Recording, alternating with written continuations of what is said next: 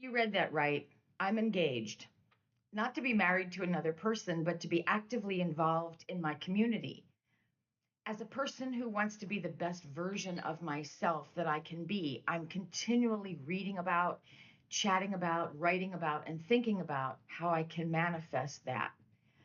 And part of the answer for me is to pull away from what is called religion. Now, I'm a lover of souls, a doer of good deeds, and a teacher of whatever I am moved to teach. But I'm an expert in nothing, least of all, religion.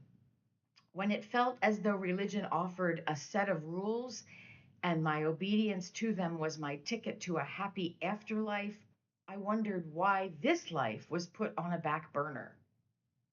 And as I studied and grew spiritually, I realized that building a relationship with spirit, however you define that, is about this life. Now is when it all happens. I no longer follow a set of rules to secure my seat in the proper theater when my body is gone. Maybe you feel the same way.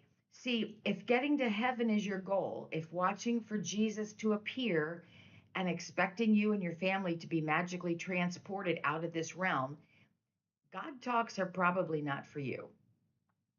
If you seek a relationship with your fellow humans, if you foster a respect for animals, plants, water, sky, if you care more about acting as an ambassador for goodness, and you know that you know somewhere there is a greater entity than you, I get you.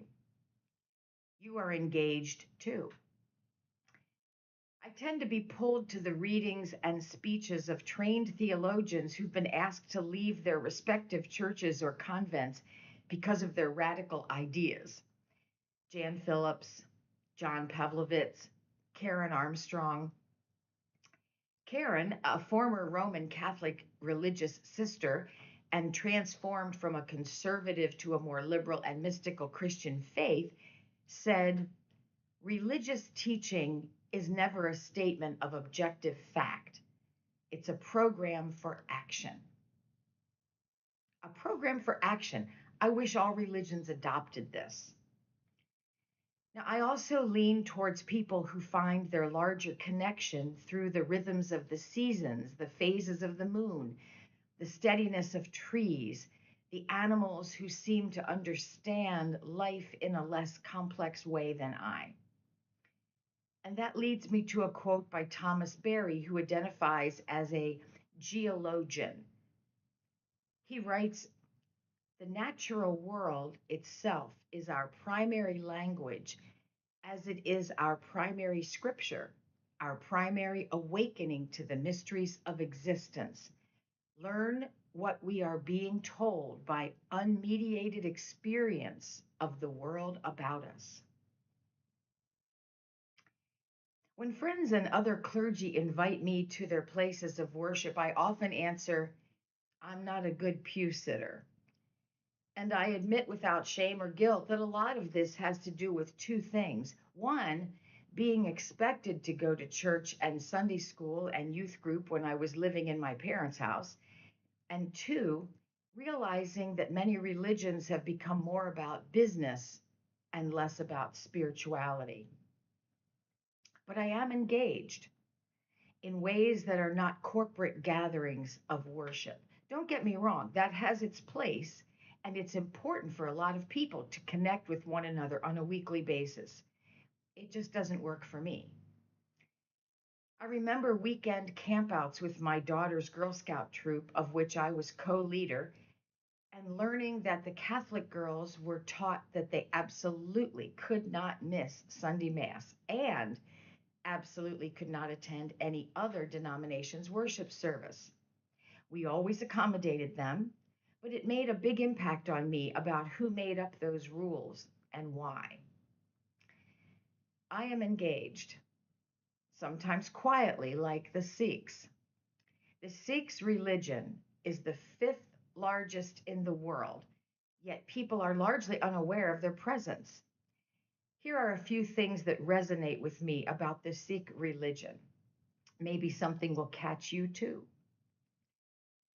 Because Sikhs believe there is only one God, one creator, it then naturally is true that all created people are equal. God doesn't have favorite children. When Sikhs say all, they mean it. No one is singled out. We humans have done that. An example of that thought is when an earthquake rumbles the land, it doesn't just kill the Jews or the old people or the men, it can kill anyone. How we have responded to earthquakes, and I use that to metaphorically represent all occurrences over which we have no control, is the thing to monitor. We have that control, but God does not have favorite children. When Sikhs, with Sikhs, there are few physical rituals because there's a belief that they don't contribute to your spiritual growth. The idea is to remain in this worldly life, but don't get so entrenched in it that you forget the Creator.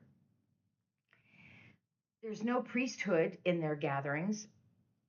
Everyone can offer prayers, even children. There's a founder, if you will, named Guru Granth Sahib. And with the Sikhs, which I find incredibly important today, there's a feeling of not only tolerating, but more than that, celebrating diversity among people. By doing so, we are celebrating the Creator's artistry. Let that one sink in. Sikhs can say with certainty, I'm engaged, because activism is a big part of their training. Instead of expecting to give a 10% of only their financial means, as some Christians do, the Sikh way is to give 10% of a person's life, which means time, talents, and money. Community activism is asked of every Sikh and encouraged by the gurus or teachers. You must engage. Sikhs believe that there are rightful times to raise arms, but peace is always the first choice. And yet we don't see front page news of Sikhs, not only because they fall behind Christians, Jews, Buddhists, and Hindus in world population chart, but because there is no need to show off, to ask other people to validate their actions. Say your daily prayers, which include giving thanks to all ancestors who got you here, and take responsibility for yourself. Sustain yourself, take charge of your life. That's the Sikh way. A physical, visible way of acting on that belief is langar. Langar is a meal. The word translates as a free kitchen. All over the world, Sikhs serve vegetarian meals to anyone who shows up, regardless of wealth, social status, religion, or race. Everyone has the same amount and the same food on their plate. No distinction. Remember, God's children are all the same. Eat what you will, but all are equal at the table. There's always a seat for you at Langar, and it's free. Now, I'm not aligned with the Sikh religion, but the idea of Langar and a seat for everyone at the table excites me. How about you? Are you ready to host a meal and invite a few people who have no family nearby? Are you off to pick up the woman who recently had a diagnosis and that keeps her from driving? Find a way in the near future to chat with someone you haven't had time for or you're afraid to speak to. Because I want you to wear the little sign that says, I'm engaged. Blessings on all.